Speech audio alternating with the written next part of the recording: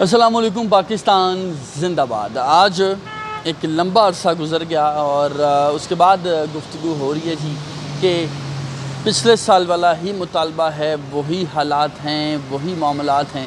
Students मुतालबा कर रहे हैं कि जी एमडीकैट में जो है वो ताख़ीर की जाए, हमें मज़ीद वक्त दिया जाए, लेकिन पीएमडीसी की जानिब से कोई फ़ैसला नहीं किया जा सका अब तक। आखिर वजूहात क्या हैं और आज की जो वीडियो है उसका मकसद क्या है? बहुत से स्टूडेंट्स ऐसे हैं जो कि मुझसे पूछते हैं कि सर कितने इम्कानात हैं, कितने फ़ीसद चांसेस हैं कि जो एमडीकैट है उसमें हमें 10 दिन, 15 दिन, 20 दिन, चूँकि 14 रोज़ का जो है वो कहा गया है कौमी असम्बली की जो कमा कमेटी बराए सेहत है उसकी जानिब से।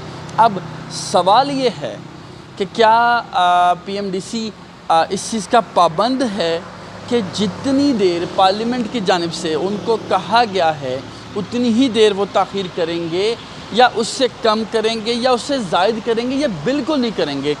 ये जानने के लिए हमें सबसे पहले ना जी ये जानने की ज़रूरत है और ये समझने की ज़रूरत है कि पार्लियामेंट में 2 फ्लोर्स हैं। एक सेनेट जिसके हवाले से हम बात कर चुके हैं, जो कि अपर हाउस होता है जिसमें सेनेटर्स होते हैं, 6 साल के लिए होते हैं। दूसरा है आपका कौमी असम्बली। अच्छा, अब ये जो कमेटी है ये कौमी असम्बली की कमेटी थी, यानी कि इसमें MNAs शामिल थे, जिसमें सईदा जो ज़हरा वदूद फ़ातिमी हैं वो थी। इसके साथ साथ डॉक्टर अफजल ढांडला जो हैं इस कमेटी के चेयरमैन हैं। अब देखना ये है कि क्या इस कमेटी की पावर जो है वो ख़त्म होने वाली है या बरकरार रहेगी। वज़ीर-ए-आज़म की जानिब से ऐलान किया जा चुका है कि जी 9 अगस्त को वो असम्बली तहलील कर देंगे। जब असम्बली तहलील कर देंगे, पार्लियामेंट का अहम जुज़ यानी कि कौमी असम्बली डिज़ोल्व हो जाएगी। जब डिज़ोल्व हो जाएगी तो ये जो कमेटी है ये भी ख़त्म हो जाएगी। जब ये कमेटी ख़त्म हो जाएगी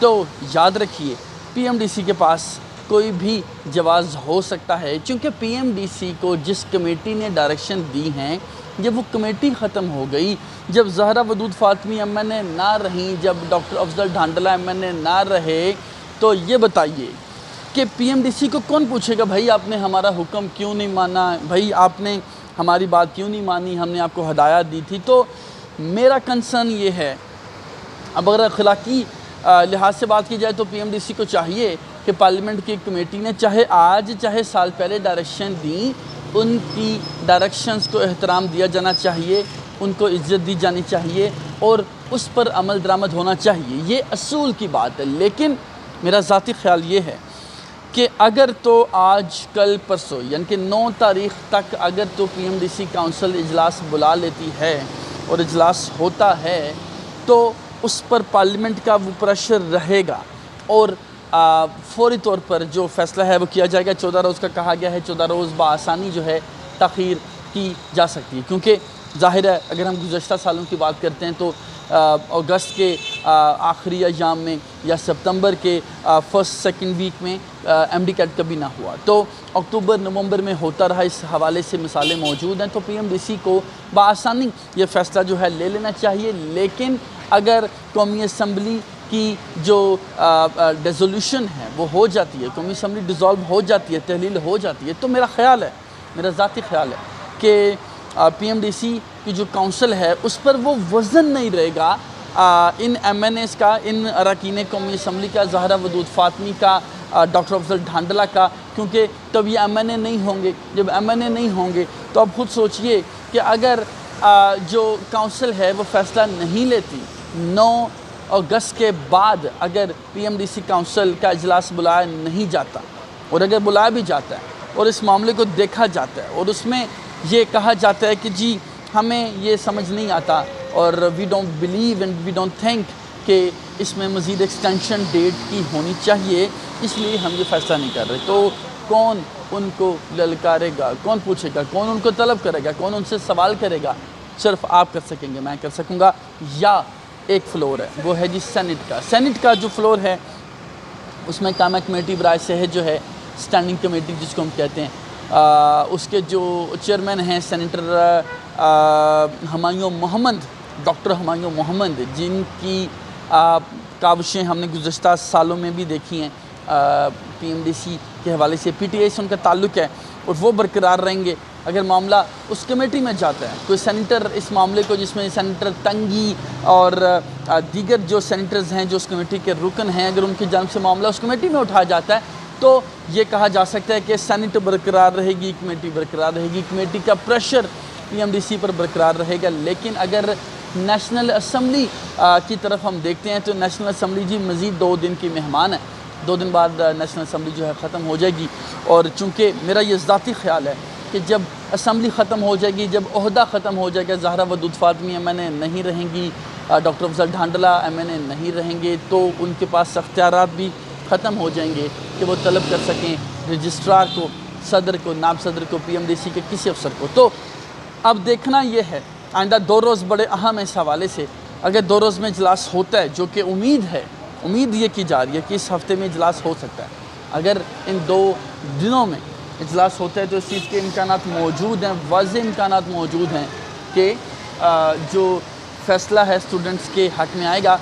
और अगर इन 2 दिन में इजलास नहीं होता तो भी ये नहीं कहा जा सकता कि जो काउंसिल है वो पार्लियामेंट की डायरेक्शंस को नज़रअंदाज कर देगी, चाहे पार्लियामेंट की जो मुद्दत ख़त्म हो चुकी है।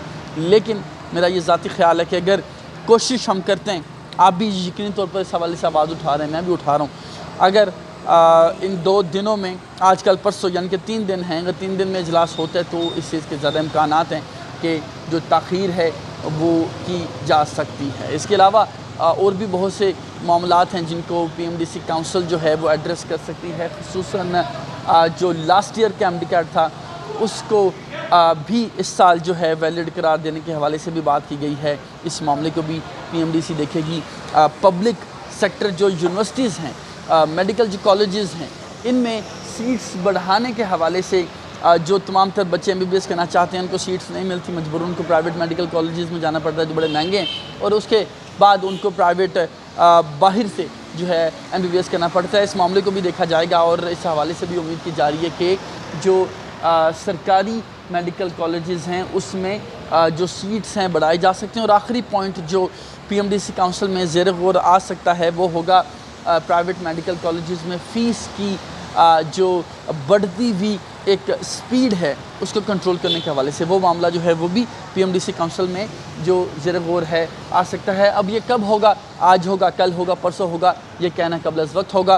कोशिश यही है कि इस हफ़्ते जो है इजलास बुलाया जा सके ताकि आपको टाइमली जो है वो वाज़ेह हो सके कि आपको मज़ीद जो दिन हैं वो मिलने जा रही हैं। नहीं, अगर नहीं मिलते तो आप अपनी जो तैयारी है वो अकॉर्डिंगली रखिए, अगर मिल जाते हैं तो आप थोड़ा सा डिले कर सकते हैं। लेकिन आखिर में मेरा मशवरा जो है वो आप सबको यही है कि अपनी जो तैयारी है आप जो अभी तक मौजूद डेडलाइन है उसी के मुताबिक करें, ताकि अगर एक्सटेंशन नहीं होती तो आपका जो स्टडी स्केड्यूल है वो डिस्टर्ब ना हो। अगर आपको एक्सटेंशन मिल जाती है, क्योंकि MD कैट, PMDC, PMC इनके मामलात आपके सामने हैं, अगर आप इन पर भरोसा रखेंगे, एतमाद करेंगे ये सोचकर कि जी आपको एक्सटेंशन मिल जाएगी या ना मिलेगी, तो आपका जो करियर है वो दाव पे लग सकता है। कई बच्चे ऐसे हैं, हज़ारों बच्चे ऐसे हैं जिनका गुज़श्ता साल और इससे गुज़श्ता साल 2-2 साल, 1-1 साल, 3-3 साल हो चुके हैं, वो तैयारी कर रहे हैं और वो रिपीटर्स हैं। उनके लिए बड़ा लम्हा फ़िक्रिया होगा अगर वो इस बार भी क्वालिफाई नहीं कर पाते। तो अपना बहुत सा ख्याल रखिएगा। Thank you so very much. मेरे वाले के लिए दुआ कीजिएगा। अल्लाह हाफ़िज़।